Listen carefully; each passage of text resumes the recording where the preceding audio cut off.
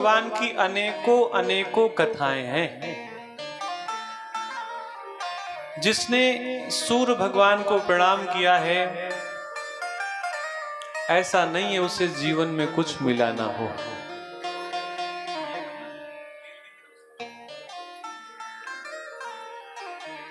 धर्मराज युधिष्ठिर जब उन्हें राज्य से निकाल दिया गया, धर्मराज राज्य में करते क्या थे?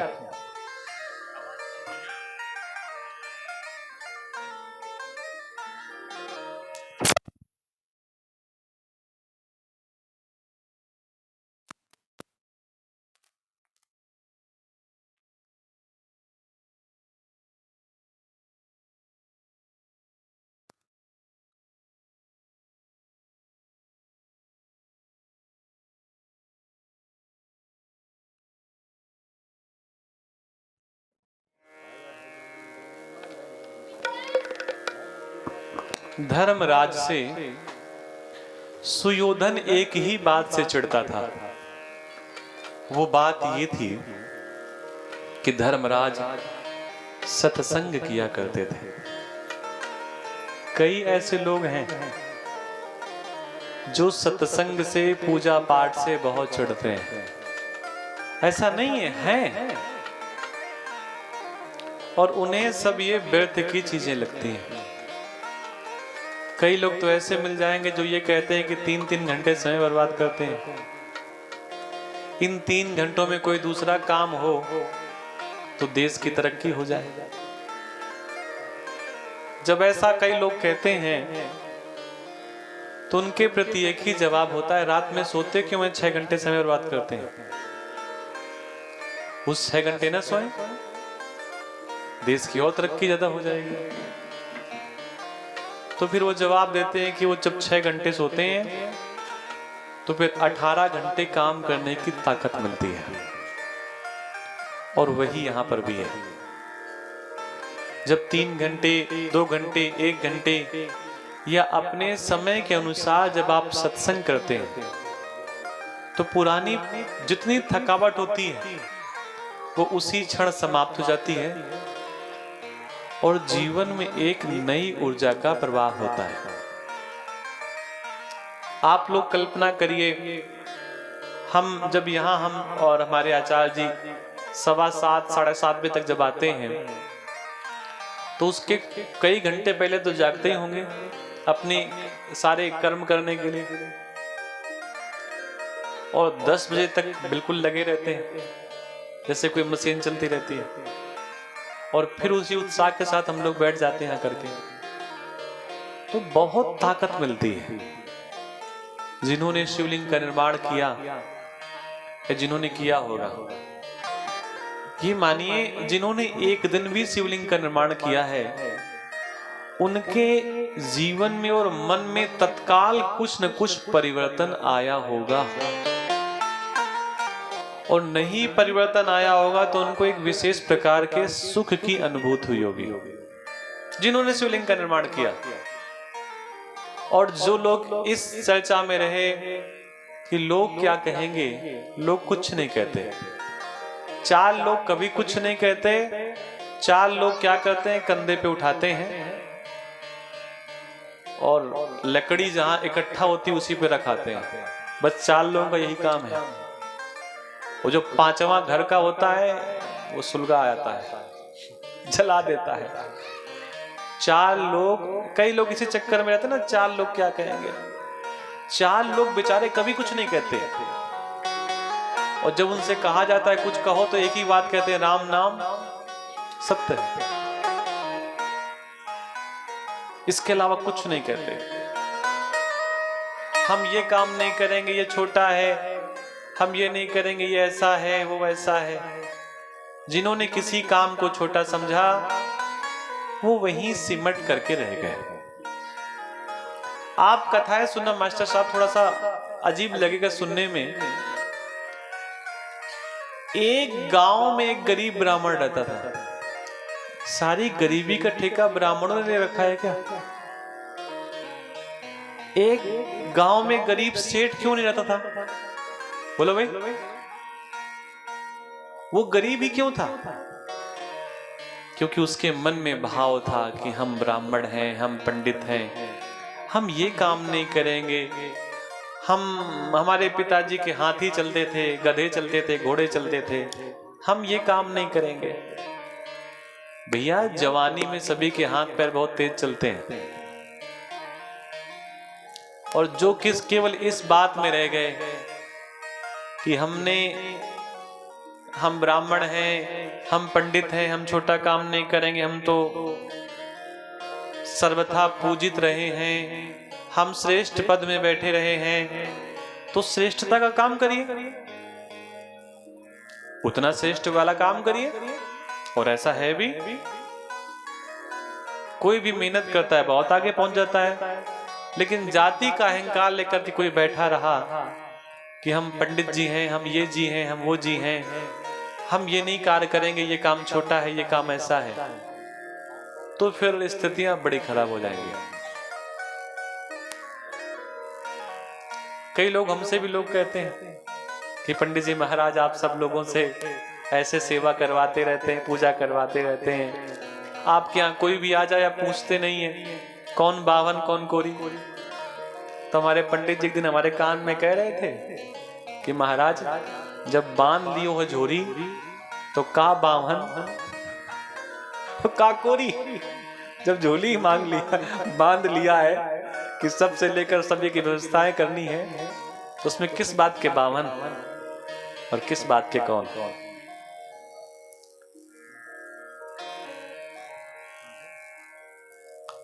तो इस टाइटल से दूर होना चाहिए कि ये छोटा काम है, हम नहीं करेंगे। भगवान शिव की एक विशेष विशेषता है कि वो ये नहीं देखते कि सामने वाला किस भावना के साथ हमारी पूजा कर रहा है, वो आशीर्वाद उसे देते ही देते हैं। एक बेचारा चोर चोरी करने के लिए निकला, सुबह का 4 बज गया, रात भर जागता रहा, और जिस गांव में चोरी करने के लिए गया था उस गांव में शिव जी का बड़ा दिव्य मंदिर था। रात भर चोरी करने के बाद भी जब उसे कुछ नहीं मिला तो मन में भाव आया, क्या आज की रात बेकार चली जाएगी? कुछ तो मिलना चाहिए, बोनी तो होनी चाहिए। कुछ नहीं दिखा, एक शिव मंदिर दिख गया, और उन्हीं शिव जी के मंदिर पे बढ़िया सा एक घंटा टंगा हुआ था पीतल का।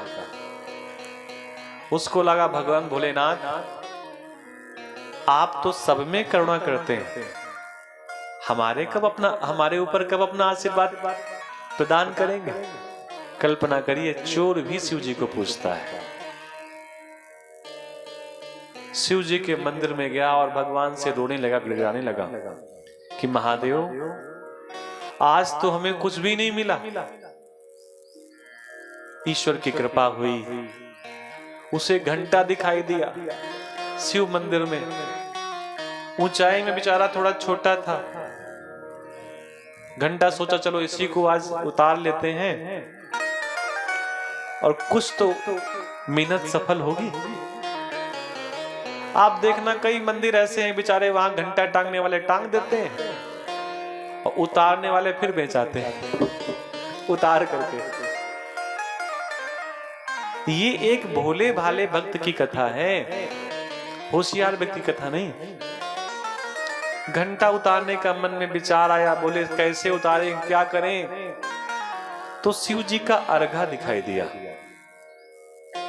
मन में भाव जगा, अगर इसी अर्घे में चढ़ गए तो घंटा पकड़ लेंगे। अर्घे में चढ़ गया, लेकिन फिर भी घंटा थोड़ा सा बचा था। तो मन में भाव आया, जो शिव जी की बटिया रखी है मोटी सी ऊंचाई वाली, ये किस दिन काम आएगी? कई लोग होते हैं ना, कई लोग पीपल में चढ़ने से मना करते हैं और कई लोग क्या करते हैं, पैर रुक कर रख करके प्रणाम करके चढ़ जाते हैं। हमने प्रणाम कर लिया, आप देवता हैं, हमारा प्रणाम स्वीकार करें, हमें अपना कार्य करना है, हमें आज्ञा दें। भगवान को प्रणाम किया और भैया जैसे ही उसमें चढ़ा घंटा उतारने के लिए भगवान प्रकट हो गए। और मिलते भगवान ऐसे ही हैं। अच्छा, भगवान शिव जब प्रकट होते हैं तो आप सोचिए, एक हाथ में डमरू होगा, एक हाथ में त्रिशूल होगा। तो डमरू को देख कर तो कोई फर्क नहीं पड़ता, त्रिशूल को देख करके तो भय लगता ही है। बेचारा चोर डर गया, कांपने लगा, ओंठ उसके हिलने लगे, हाथ हिलने लगे। भगवान ने कहा, तू इतना प्यारा शिष्य है, इतना भोला है, तू, तेरे जैसा भक्त तो मैंने आज तक देखा नहीं, और तू डर क्यों रहा है? उसने कहा, भोलेनाथ, हमने ऐसा कौन सा पहाड़ तोड़ दिया कि हमने बहुत अच्छा काम किया है? शिव जी ने कहा, कोई हमें बेलपत्र चढ़ाता है, कोई धूप बत्ती चढ़ाता है, कोई बतासा चढ़ाता है, और जब किसी किसी का मन होता है तो खोटा सिक्का चढ़ा जाता है। और तूने पूरा का पूरा अपने आप को चढ़ा दिया। तुझसे बड़ा भक्त कौन हो सकता है? भगवान ने कहा, कुछ मांग ले। बोले, कुछ नहीं चाहिए। डरा हुआ है कहीं मांगे भगवान नाराज ना हो जाए। भगवान ने कहा, कुछ मांग ले, कुछ मांग ले। मना करता रहा। जब भगवान ने जिद किया तो बोले, ऐसा करो महादेव, इस घंटा को हम नहीं पा रहे थे, वो आप हट्टे कट्टे हैं, इसी को उतार के हमें दे दो। तो भगवान शिव ने उतार करके दे दिया। महादेव की ऐसी दिव्य कथा है। भोलेनाथ के जैसा संसार में भैया दूसरा कोई देव नहीं है।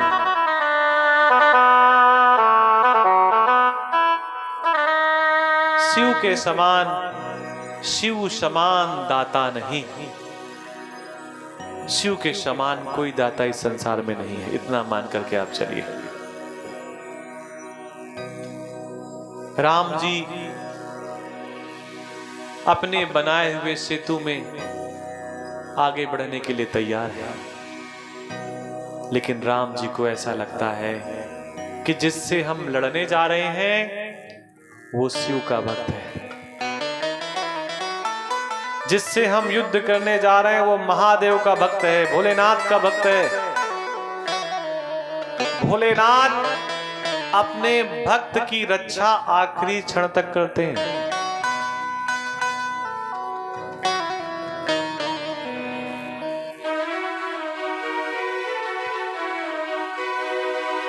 ओ शिवनाथ तेरी महिमा जब तीन लोक गाए।